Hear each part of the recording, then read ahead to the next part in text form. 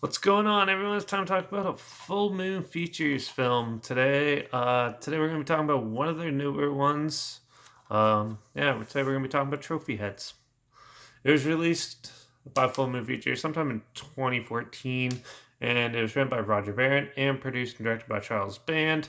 And Charles Band is the guy behind Full Moon and like Wizard Entertainment, and a couple other productions companies and stuff. He is one of the leading ones in um, indie films, making everything for cheap, just like Roger Corman.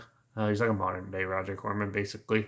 And he's also the man behind some big like horror indie franchises like Puppet Master, Demonic Toys, Evil Bong, Trancers, The Ginger Dead Man, and a whole subspecies, whole pile of them, and they all vary in quality and stuff. But yeah, so this is one of their newer releases. I know it's 7 years ago, but still, it's one of their more newer ones. Yeah.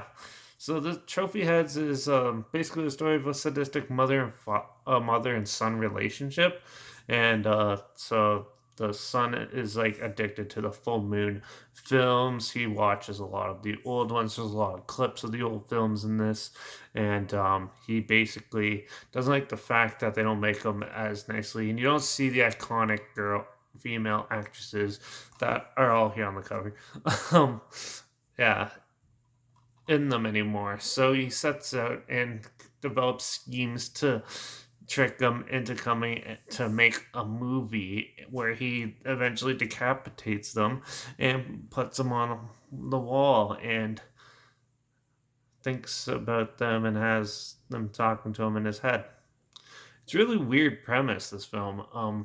It's very amusing though, seeing like how a crazy psycho fan can go after these six uh main actresses, which is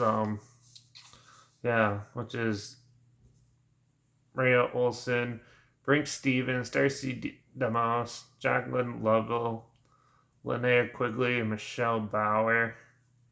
Yeah, yeah, definitely interesting. I gotta say though, um, yeah, the acting and stuff is it depends on who you're comparing it to. It varies in quality, to be honest. There's some that are pretty good and more professional now. Some of them still act like a lot of their older films. And yeah, but like you have like icons like Linnea Quigley and Jacqueline Lavelle. That's who I was thinking of. She's in a lot of full moon films. She's very recognizable. She's pretty cute too. But yeah, definitely an interesting premise where he goes and after developing all these, he basically just goes out and like makes cages, kidnaps them, makes them star in the way they should have died, and then kills them, and then hangs them on the wall. Yeah, and then does it here. But then he also makes the other ones watch the new ones and stuff. It's very amusing to watch and is nostalgic almost, and it's self-aware, which is amusing too. And there's definitely a lot of interesting cameos. You got like the director of Reanimators in here, and a lot of Full Moon people that I've worked with Full Moon over the years appear in this film. David Ducato he's a director of like Creepazoids and stuff. He makes an appearance in this and stuff, and there's a lot of nostalgia, especially if you're a Full Moon. This is definitely made for the fans of Full Moon, not really for regular average horror watchers, I think. And but yeah, for the most part though, it's entertaining. The story is pretty simplistic, and it does take a while to get to the killing scenes and the reenacting of the scenes, but it's amusing to watch that.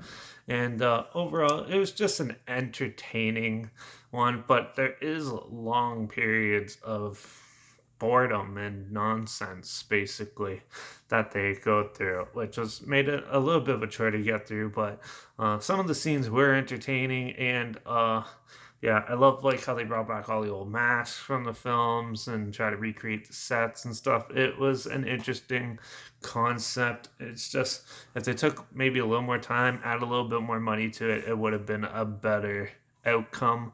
But for what it is, it's okay. It's not like the greatest film. It's more of a slasher thriller than a horror film, but yeah, definitely not was it was enjoyable, but definitely won't go out of my way and watch it a whole bunch of times like I do with the Puppet Master films and stuff. So yeah, Trophy Heads was an amusing film, but definitely um, is lacking certain elements in it, and yeah, there's just a lot of exposition and really little self-aware banter in it, which kind of dulls it and brings it down, which is disappointing because it had a cool premise, a cool idea, but like the gore effects and like the fake head looks and stuff look pretty realistic, which is always, and these full moon films always like surprise me because they're usually so low budget, but they still make a lot of really interesting and amusing films. So this one's definitely not the best one by them, but it's definitely not the worst. It's probably more in the middle, I'd say,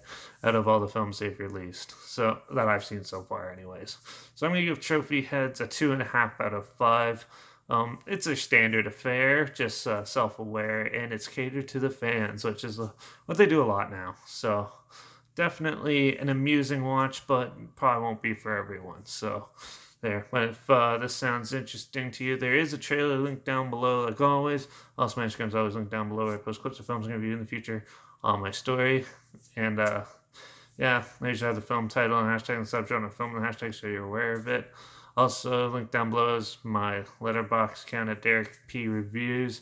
You can also follow me there. That's where I post the first star rating of right after watching the films. So yeah, follow me on one of those to stay in the loop for this channel.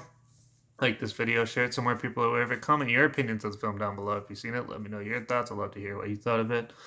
And if you have any other full moon films that you want to hear my opinions on, comment those down below too. Or any films in general that you want to hear my opinions on, comment those down below. I'll try my best to get to them as soon as I can and if I can find them. Yeah, so that's it for this one. It's decent. It's Christmas Eve right now, so I gotta run off and do some chowing down and stuff, but I thought I'd get this one out of the way.